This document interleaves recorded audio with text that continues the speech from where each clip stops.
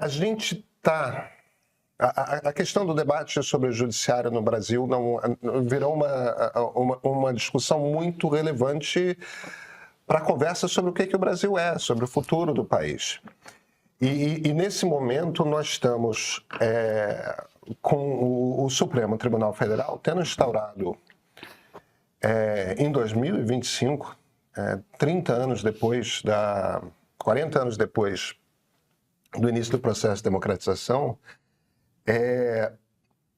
instaurando um inquérito para julgar uma tentativa de golpe de Estado. Houve o planejamento de acordo com a Polícia Federal, e está muito bem documentado, me parece, o inquérito da PF, houve o planejamento de uma tentativa de golpe de Estado. A gente tem simultaneamente, que faz parte desse processo, mas não diretamente ligado ao planejamento em novembro e dezembro de 2022, tem um ataque às sedes dos três poderes no dia 8 de janeiro. Existe essa discussão, esse debate todo sobre anistiar ou não.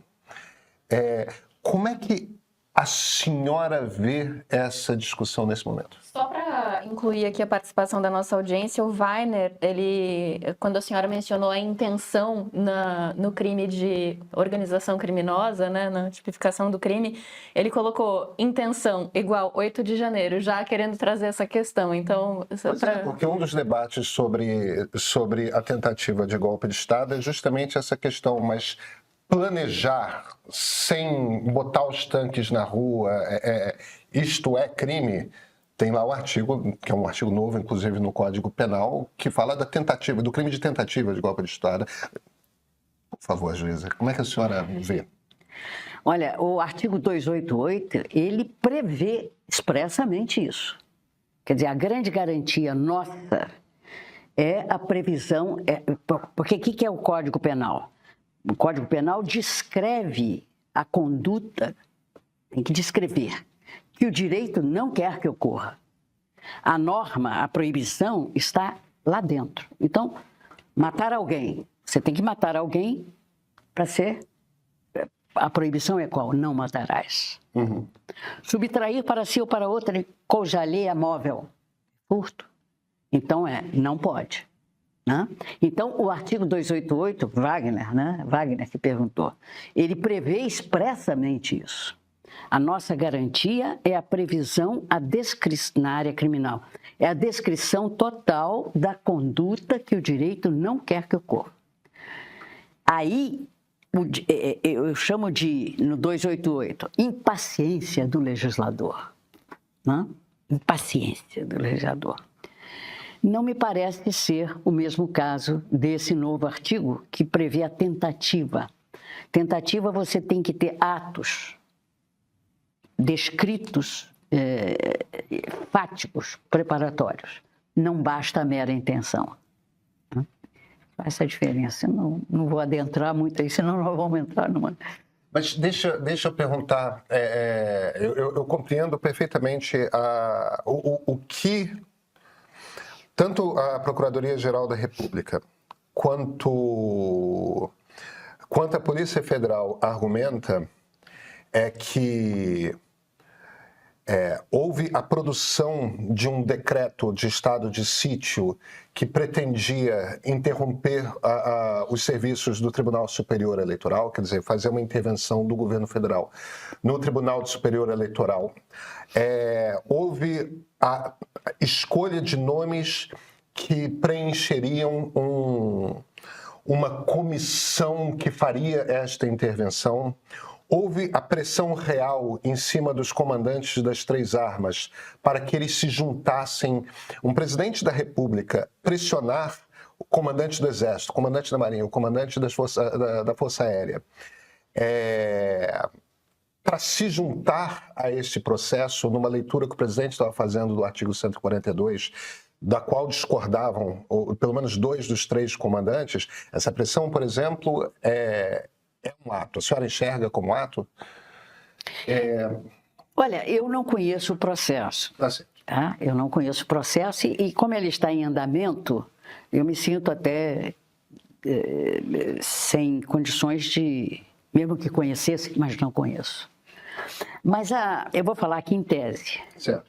Um presidente da República, o chefe do Executivo, ele tem plena atuação, seja ele quem for, de dizer, escuta, vem cá, eu estou achando que a situação é essa, essa e essa. É factível, é uma situação disso, é uma situação de intervenção, não é de intervenção. Me apresentam o papel, não está assinado. O que você acha, fulano? Presidente da Marinha, comandante da Marinha, do Exército? Não, esse aqui não estou de acordo, não estou de acordo. Pois não, pronto, acabou. Ele pode fazer a consulta que ele quiser, mesmo que escreva. Aliás, é bom escrever até para o outro não se sentir. Agora, eu não conheço o processo, eu não sei se houve atos de outra maneira aí para... Agora, aquela situação diante dos quartéis, aquela situação toda, para mim aquilo é um badernaço. Uhum. Como, aliás, foi dito pelo próprio o gaúcho Brossard, né? Certo, Paulo Brossard. Ele que gostava de dizer essa palavra, né? E o badernaço, né? Ele falava assim... É um badernaço, quer dizer, quando você junta uma população, isso tem que ser punido, viu? Quem foi lá, quem fez, quem julgou, quem destruiu, isso é crime comum para mim.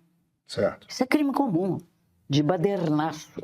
Porque quando você junta um povo assim, que quer protestar, e a coisa sai do controle e causa prejuízo aos nossos bens...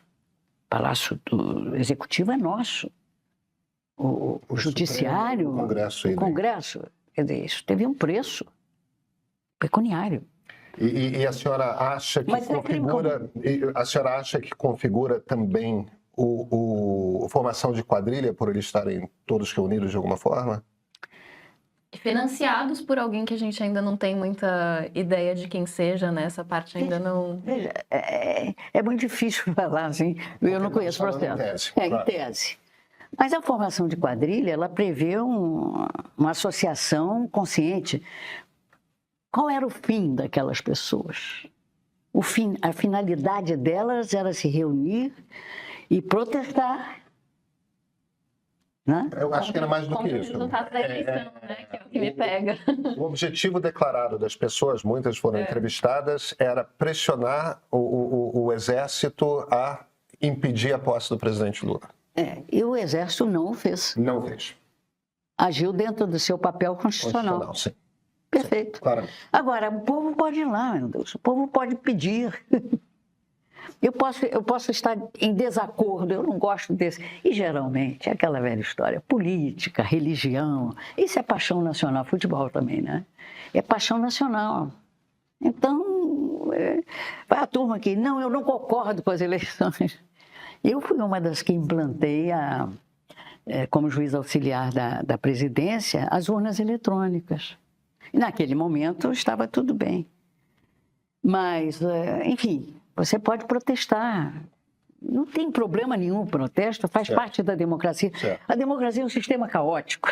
Mas, para além do protesto, juíza, a gente teve, por exemplo, ataques sistemáticos às urnas eletrônicas, né, do próprio presidente, de outros membros do governo, na tentativa de desacreditar o processo eleitoral brasileiro, exatamente para provocar essa reação que provocou nessas pessoas que foram para frente dos quartéis, contestar o resultado das eleições, pedir que o Exército fizesse uma intervenção para que o presidente eleito não chegasse ao poder.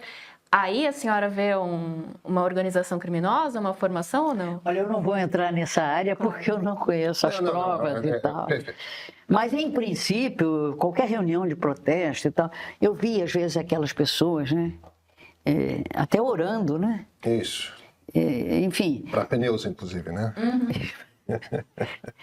Mas você tem que ter na democracia essa visão, né?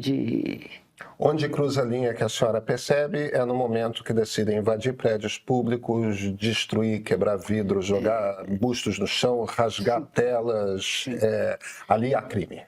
Ali há crime comum, Certo. a meu modestíssimo ver, né? Que é a parte visível, clara, é o crime comum. Sim. Para mim, Qualquer sim. outra coisa depende do que está no processo. Depende do que está no processo e que eu não conheço. Não, perfeito. A senhora Não está sei. certíssima. A senhora tá O que eu vi foi aquilo e aquilo ali, para mim, é crime comum. E tem que ser punido. Eu tenho uma última pergunta, se eu puder, a não ser que a Flávia tenha mais uma, eu vou fazer a penúltima, mas enfim. A gente falou bastante, até por causa desses eventos todos, né? O inquérito da Polícia Federal, a denúncia da PGR, agora temos mais réus por tentativa de golpe de Estado no STF.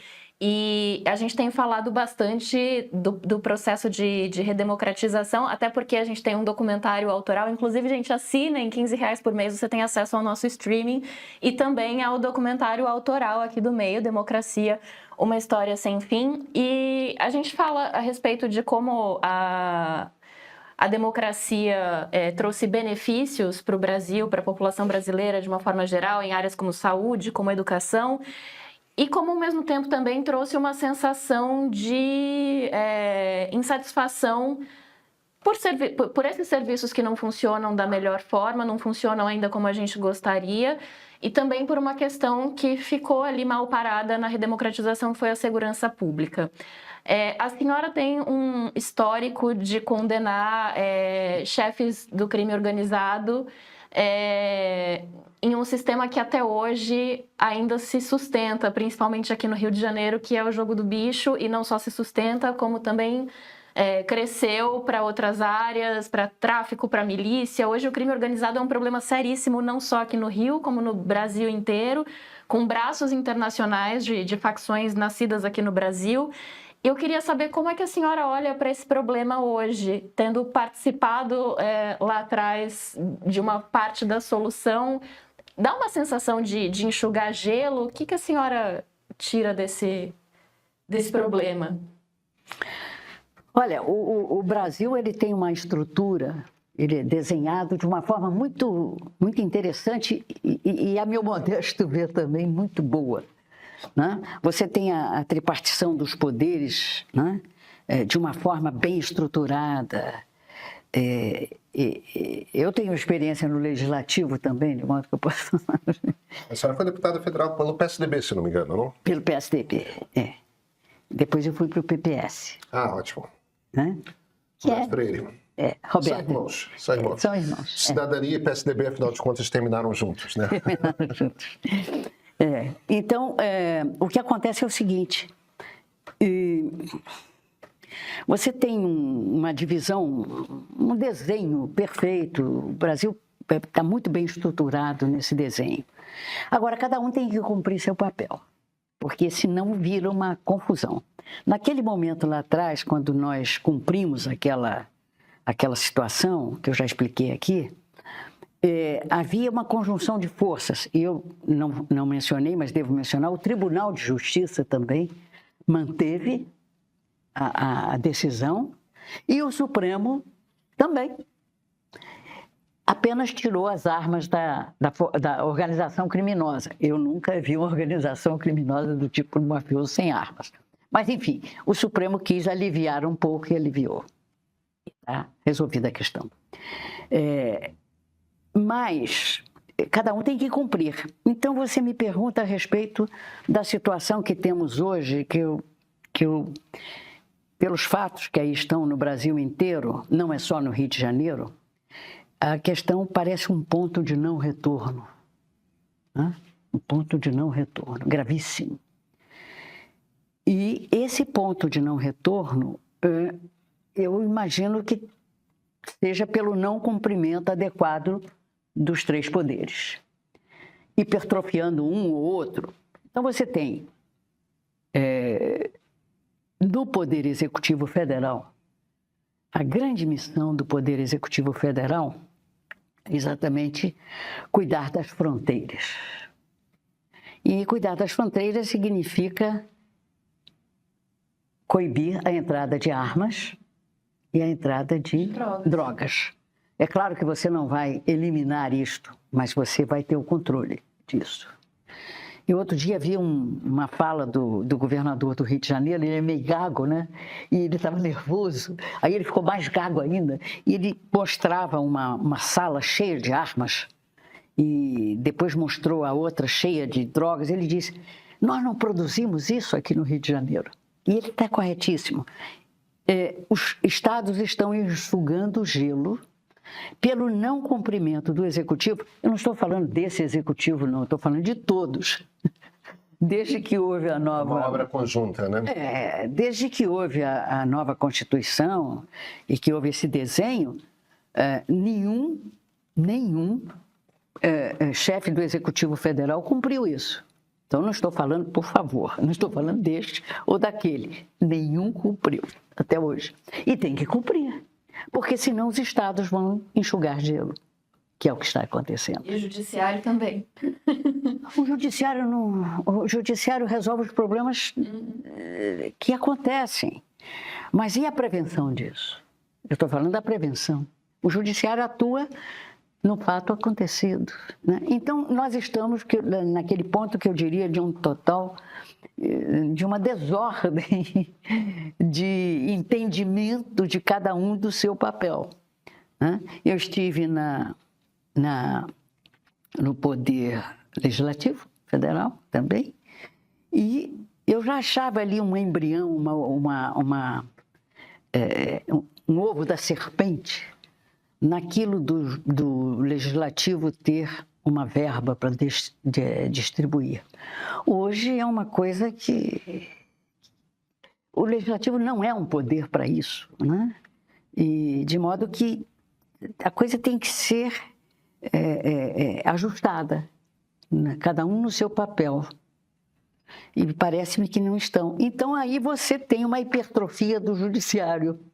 Se você fizer uma comparação do judiciário brasileiro, quando eu falo judiciário é o poder o Supremo, né? Se você fizer uma comparação com os outros Supremos, por exemplo, mais próximo talvez seja dos Estados Unidos, mas mesmo assim ele não tem a hipertrofia que o judiciário tem. O judiciário brasileiro, além de julgar a constitucionalidade, ele atua também politicamente, está lá na função dele. E também criminalmente. É a última instância para muitos crimes. É a última instância criminal. Então, não tem... Eu não conheço na Europa A solução seria o teto do seu STJ? Para casos criminais, por exemplo? Digamos que sim. Não estou ainda firme nisso, não. Mas o Supremo, se você pegar o Supremo da Europa, eles julgam... Constitucionalidade. Né? São 16 ministros, parece, na Alemanha, né? 16 ministros. E na Itália são... Esqueci o número agora. Mas os dois são iguais. Eles não julgam casos criminais. Caso criminal tem aquilo ali. De modo que, até porque, né, é complicado. Eu acho que o Brasil é uma democracia jovem, eu diria assim, e nós vamos acertando isso aos poucos, né? Mas o desenho é muito bom. Eu vejo com muito apreço o desenho, né, que nós temos na nossa Constituição a respeito disso, né? Então é só fazer funcionar.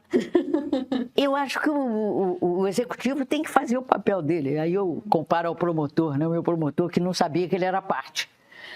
Dizer para o Executivo, olha, você é o dono das fronteiras. Ele vai dizer, eu sou?